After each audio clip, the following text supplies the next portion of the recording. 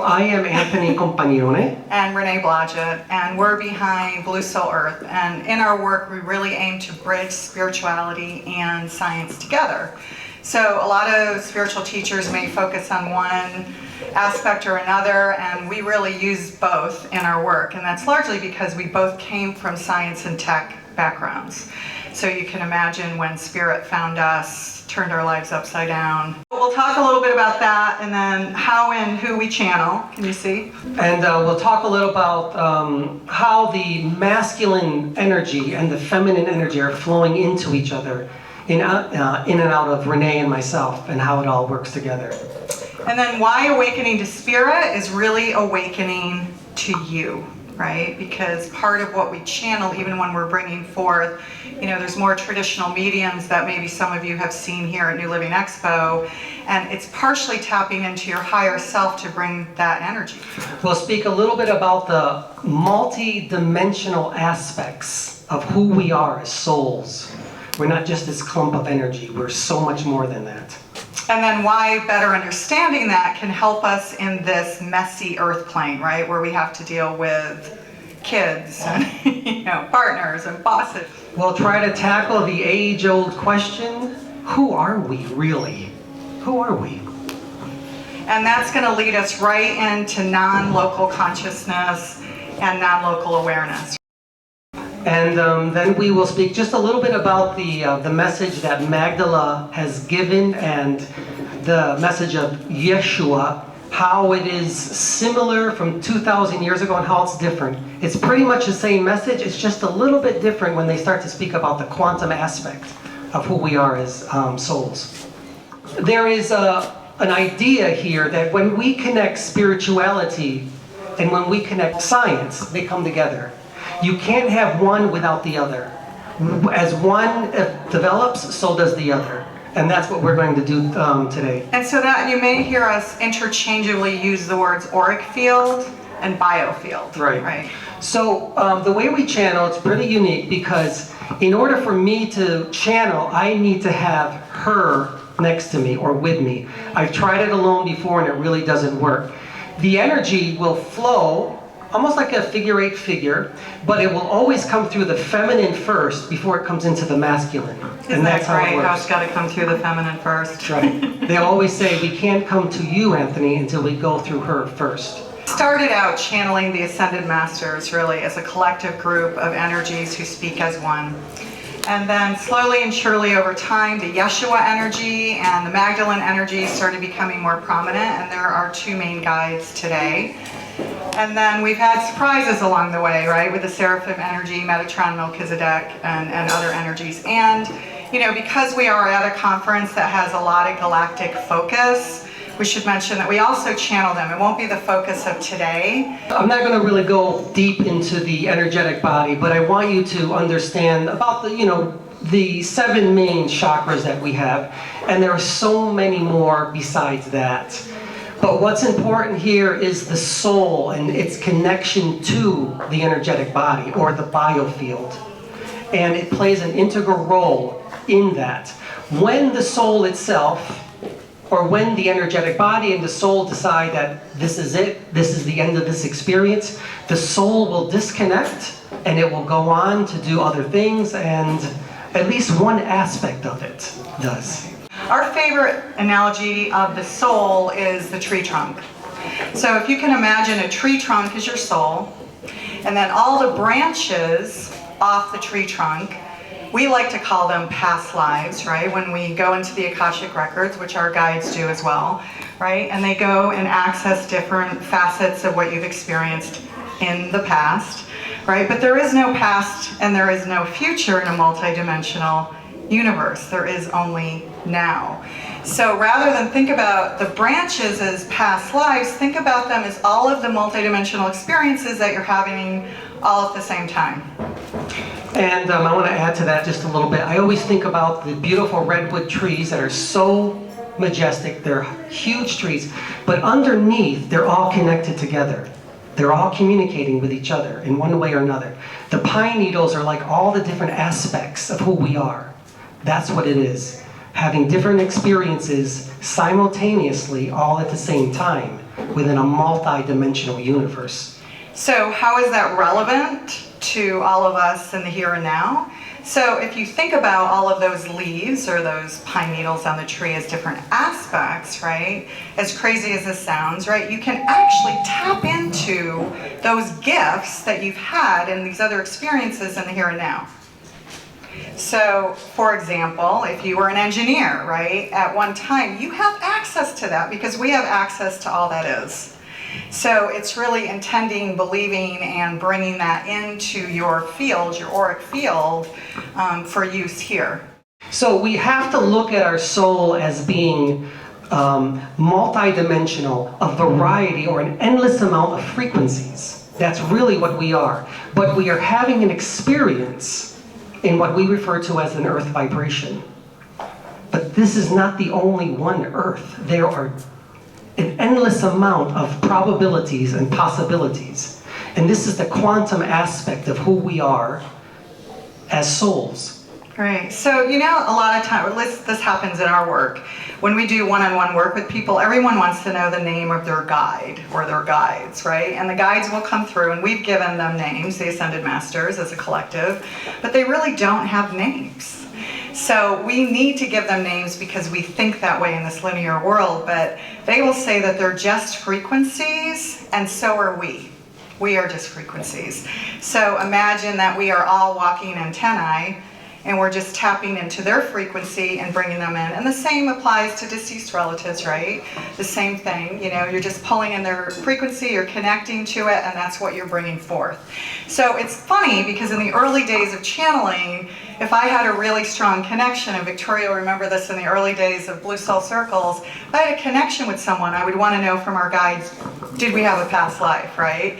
And the guides would come through and say, you know each other's frequencies. So always think of ourselves as something more than what you see here. We are much more than just this body. One of the most important things that we have to remember is that we are truly spirit first. We are prana, we are breath, we are spirit first. Human second, and everything else third. So if you can remember that, that is going to be one of the most important things when you go on this journey. How it's always constantly changing all the time. So this brings us to the present moment, right? We are so much more than our physical selves. And when we connect to and understand and intend and bring in that energy self, right? And we're truly aware of that, that's when we can access the I am who I am, right? When the Yeshua energy comes through, I don't know, sometimes it depends on the group, but he'll start the group with the I am who I am because there's a vibration and a frequency to that language. It's literally connecting you or reminding you of your God self or your higher self. And remember that when you do connect, you will always go in and then you go outward. So you're not connecting just to source, you're connecting to your higher self, your divine ego, your divine self. And when they come through us, that's exactly what's going to happen as well. We just love this. This was kind of a ha-ha funny moment, right? We just love this Yogananda quote, "The world is nothing but an objectivized dream." The Maya and illusion of who we are. We are perceptions of what we believe we are. We can change reality at any time we choose. This is a perception of what we're doing at this very moment. Remember, the brain is not the consciousness itself, but it is like an engine or a receiver through which we can connect to other realities. Right. That's why we're bringing in the science, right? Nikola Tesla, and of course Einstein.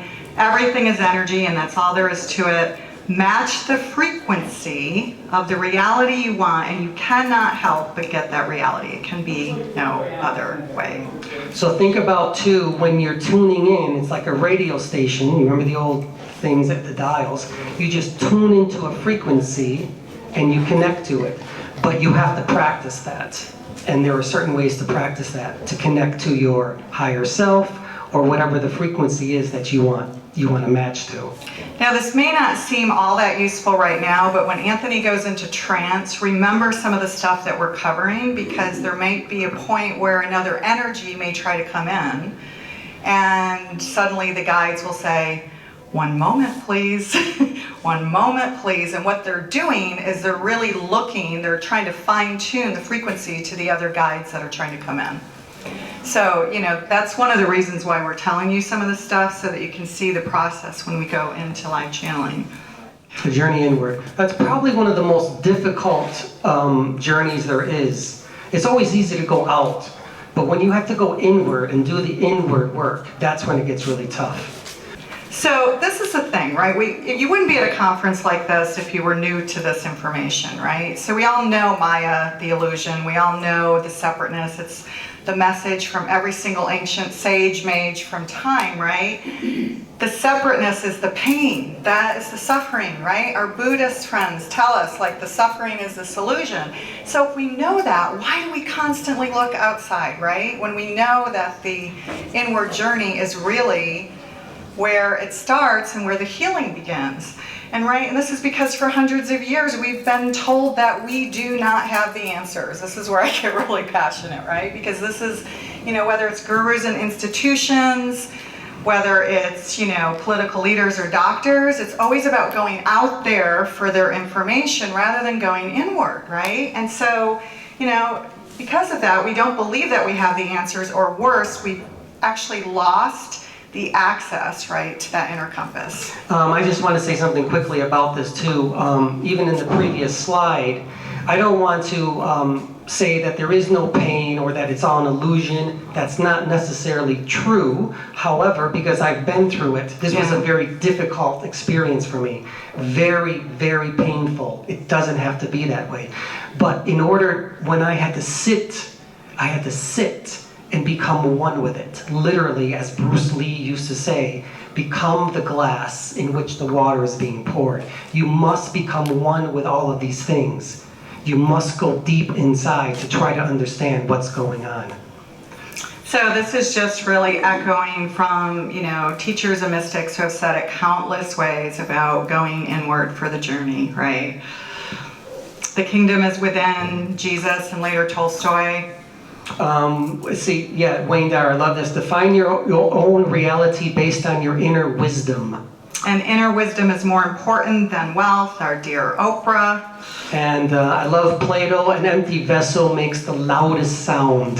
Right, this is really similar to one of our favorite quotes, and that's the world surrenders to a silent mind, which is unknown, actually, who that quote is by. No one saves us but ourselves, the great Buddha. And again, it's all about going inward. We want to go into this because it's that inward journey where we just feel like we can't be vulnerable. So I'll be honest with you, one of my biggest fears my whole life was standing in front of a room, giving a talk. I'm still shaking a little bit. And I used to be a publicist, so it's kind of crazy. Stepping into something that is beyond what you know and you trust and you do makes us very vulnerable. But when we speak our truth and we go to that internal compass and stop going outward, and really this is the point about the message, it allows us to step into our purpose and what we're supposed to do, right? And then you become vulnerable. I feel very vulnerable up here. I used to be a tech, executive in Silicon Valley, and here we are channeling Yeshua of Nazareth and Mary Magdalene. So, it's a 360 coming around to this, and it does feel very vulnerable to get up here and be videotaped and do all of this. But when you do that, it gives people permission to do the same. Right? It's a gift. It's really a gift that you're giving to say, yeah, you can be vulnerable and, get in there and get messy as well, because that's the only way that all of us will be able to feel that empowerment within us to speak our truth. And that's a really big message of the Magdalene. And I am truly an introvert, and this is something that I've never done in my life, but when Spirit moves through you, you will open up in ways you've never expected. And so it's just, I have to say, truly miraculous. I don't try to understand it anymore. I just go with the flow as it flows in me and flows out of us. That's what we do. A lot of people ask, really, the ascension's happening? I mean, look what's happening in the Ukraine and Afghanistan, and, how can this be? So there's just a lot of like feeling of divisiveness right now, right? And so their messages over 2,000 years ago were never, and today too, never filled with dogma, never filled with divisiveness, and never filled with fear. So if you're ever thinking about the purity of a message that's coming through you when you're connecting to your guides, sometimes people are like, well, I don't know, is it me? Am I talking to myself?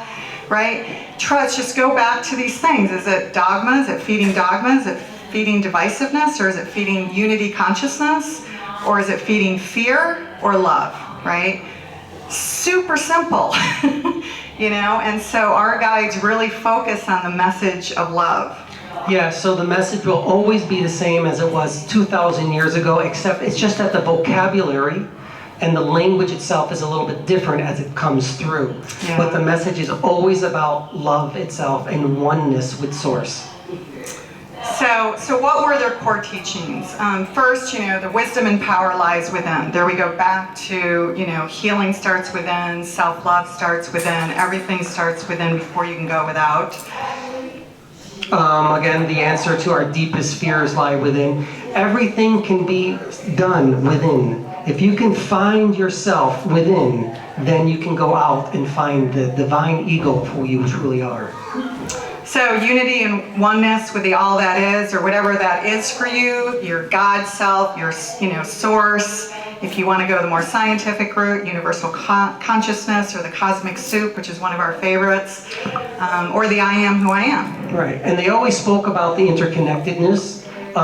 They said literally the temple lies within, and that's how it is. And it's the same thing today also. The temple lies within, and then you can go out. And no one group is more superior to another, right? So let's always remember that in this place of love and interconnectedness, right? Because their messages were never about putting one or elevating one group, whether it's a religion or political party or the color of your skin, right, over another.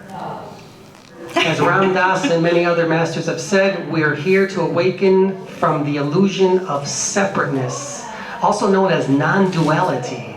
We really are not separate. We are like the giant redwood trees that are connected into the earth. We're all connected together, and everything else is connected outward as well. There is no separateness at all. We are always there. They are always here because we're always here. It's amazing. I personally am going to surrender to everything and just kind of get out of the way and then become one with the energy. One real quick thing on circles, right? So when we first started doing this before, you know, when we started doing a lot of physical events called Blue Soul Circles before, and which stopped, right, when COVID hit. There's magic in circles, right? You know, our indigenous elders knew that. And so there's always this magic essence of circles. And the interesting piece to it is when we first started channeling, right? And we think in polarity. And in the beginning days, it was all about channeling our deceased relatives, because once you realize you've got this gift, you're like, you want to talk to grandma, right? I mean, I was like, bring her through. And what was really interesting is how we couldn't get away from the linear way of thinking. Because, you know, we're told that we're on this third dimension and then we're moving into this fifth dimension, and you might hear that the Syrians are on the 10th dimension. So I wanted to know where grandma was, you know, and I was convinced that she was in a higher dimension than my grandpa. But what was interesting in the beginning, they did tell us, they gave us a number just to appease me, right, to make me feel good. And then later they taught us about circles and how in this multidimensional universe, there is no up or down. There is no 5, 6, 7, or 8, or 9. It's just literally a different dimension that we're connecting to. That's right. So frequencies. Think of everything as being circular. Yeah. When they come, they're going to refer to her as Gaia.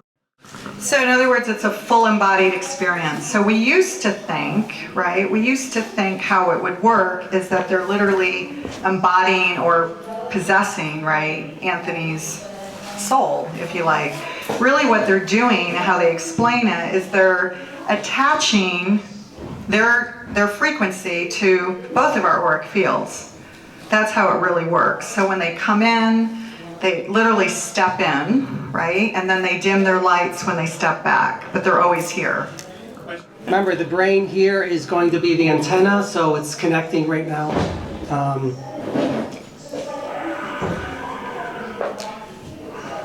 You're going to hear my breath, prana, the breath. Remember, breath or spirit, spiritus, is breath. Slow down your breath. Slow down your respiration.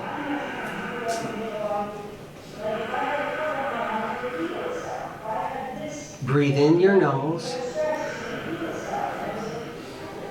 Breathe back out your nose. Close your eyes. Continue with your breath.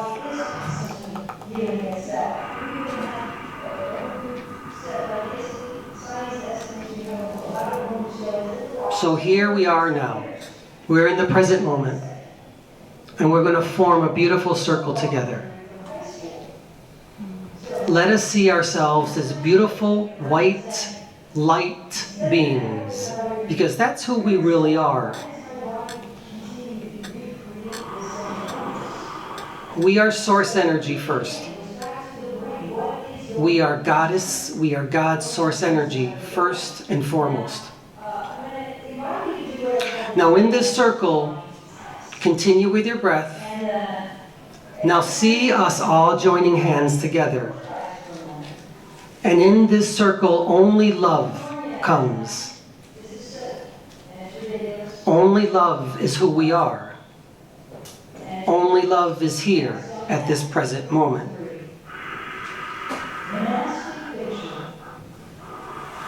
Continue to breathe.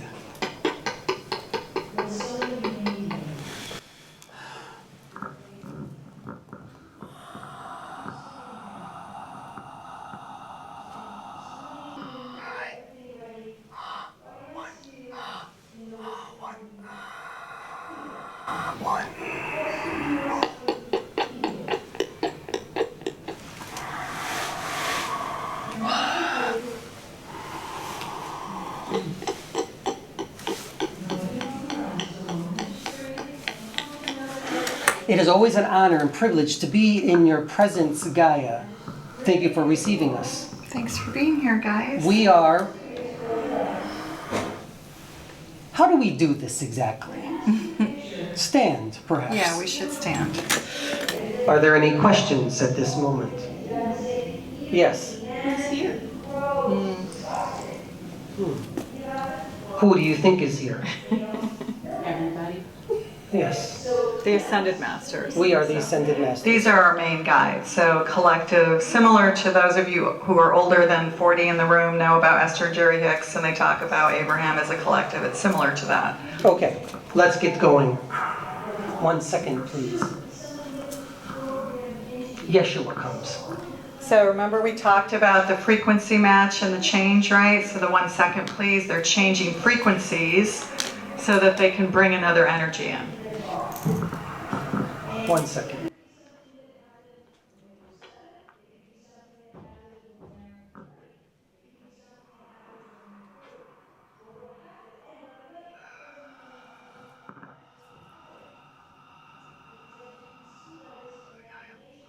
I am one. I am who I am. I am. I am. I am Yeshua. And I am who I am. Remember that the message is no different than it was over 2,000 years ago. It is the same. It is of love. You see, I am here again, simply to tell you that you are beautiful in every way. You are always in service. There is no time that you are not in service. When you love yourself, you are in service to the all. You are in service to me, and there is no difference. It is the same. It will always be the same. Find thyself within, and you will find thy goddess, thy God, thy source. Always and forever. I am always here. I never leave. I simply just step in. So before, right, we talked about the dimensions, the numbers or whatever, like moving through these dimensions. And the other day you were talking about how you literally just step into the vibration. Yes, stepping into a vibration. There is no up, there is no down, there is no left, there is no right, there is no here, there is no there. There only is. Did I ascend? Maybe. But where? Where did I go? I simply stepped into your vibration. This is where you are. I'm in the present moment right now. That is all. It is very simple, you know.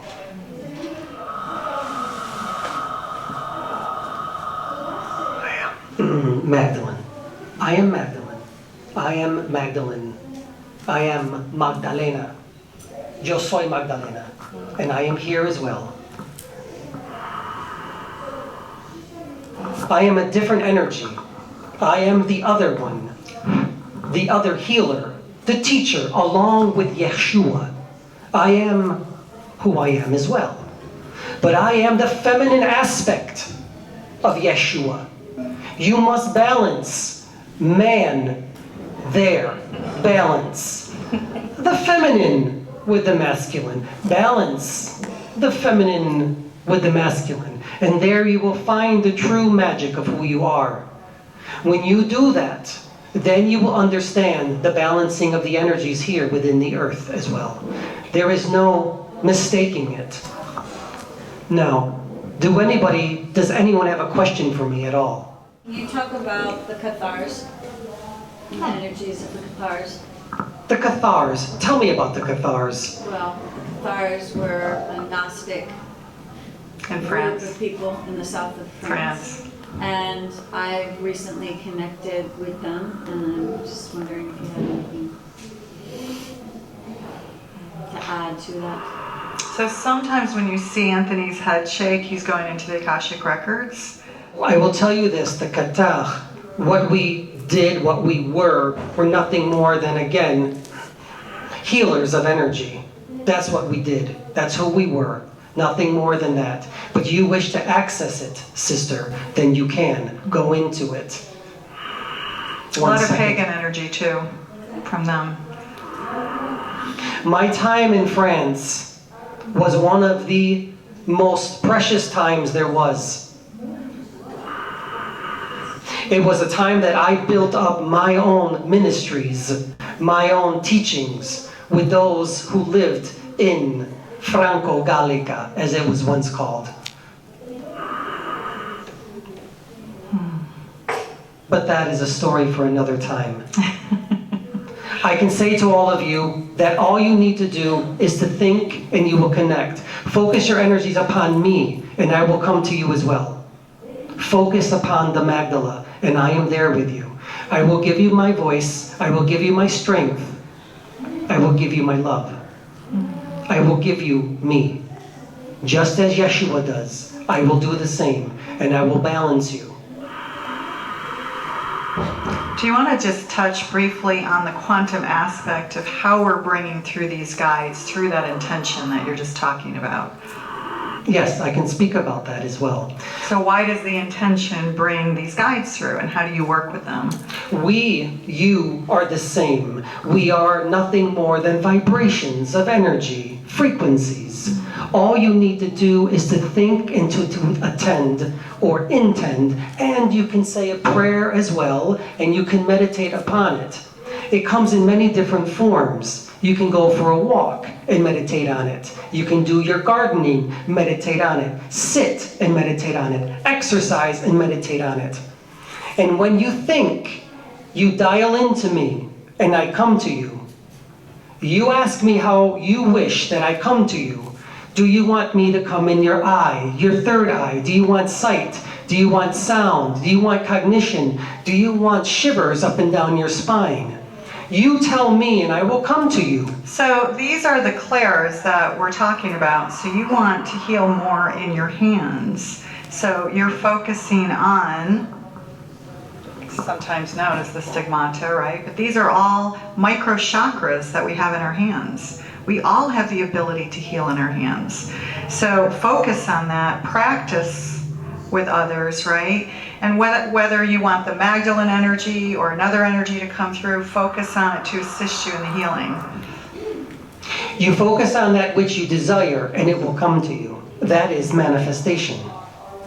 Always focus on the highest and the best, on the authentic self of who you are, the divine ego of who you are, the true authentic light of who you are, and that is what you will become. And that is really who you are. When you do that, you will remember again and again and again who you truly are in this lifetime. It is a rebirth.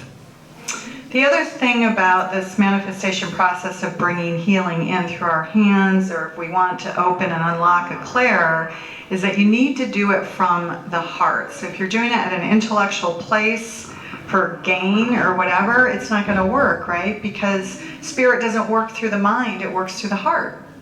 That is correct. Yeah. We do not come through your brain. We come through your heart. So you must open your heart, surrender yourself to the all, to the source, and that is how we come to you. Yeah. It is that simple. It's like seeing the person already healed, but you're intending it through your heart place, right? You're doing it for love, for service, for contribution, and then you're seeing the person already healed. So one of the things that Yeshua has taught us, and Reiki practitioners and other energy workers know, that you're not responsible for the healing. So you're more than just the vessel, but it's coming through you and you're allowing. But if the soul doesn't want to be healed, the soul will not be healed. It is not about the message. It is about how it is received. I and Yeshua, we did not heal anyone. The soul healed the self. We simply communicated with the soul and told the soul, stand up, and the soul would stand up. But that takes practice as well. As humanity evolves, your ability to heal yourselves and each other grows exponentially.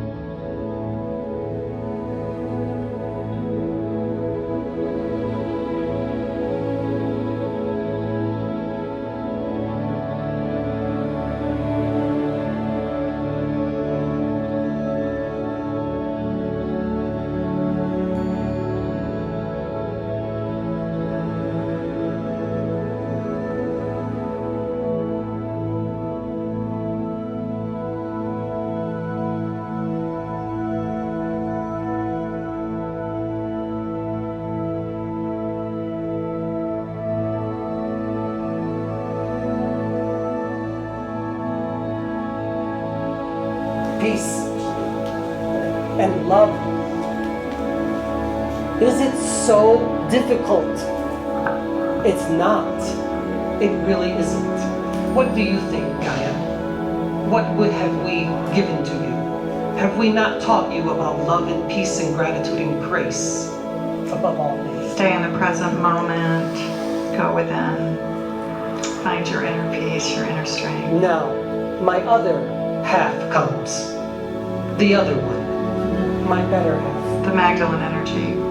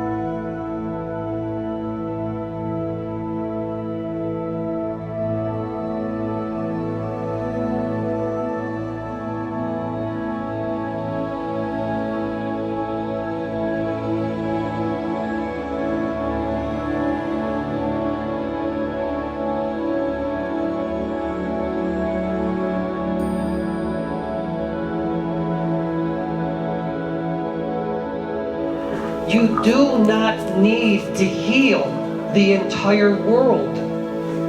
You are the entire world. You are the universe itself. You must understand that. Isn't that so, Gaia? We told you from the beginning, one soul at a time. Take your time. You have an abundance of time. You have no idea how much time you truly have. How can you all be of service? You are an esthetician. And a nurse. And a nurse. More. So the question is, how am I of service? Well, how are you of service? Loving kindness. That's right. Through your own work. Your hands work miracles, don't they? They do, indeed. Your smile works miracles, and so do your eyes. You have no idea how many lives you have touched and made these women feel beautiful again. We wish to make you feel beautiful for who you are because of your service to others. Remember this, all of you. We are here with you because you are here with us.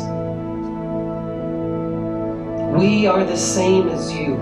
As you assist others here within this vibration, we assist you as well. We always are helping each other on our journeys. Here and there and everywhere. Be of love and be of peace and be of gratitude and grace. And use these gifts of who you truly are in this lifetime and share them with others. Be the magic of who you truly are and share that with others. Be children again and play and have fun. Don't take your life so seriously. It's too precious. We are who we are because you are who you are. We are light and we are love, and so are you. Time for us to go. It is always an honor and privilege to be in your presence, Gaia. And it is always an honor and privilege for us to be received by love and light. A hug, Gaia.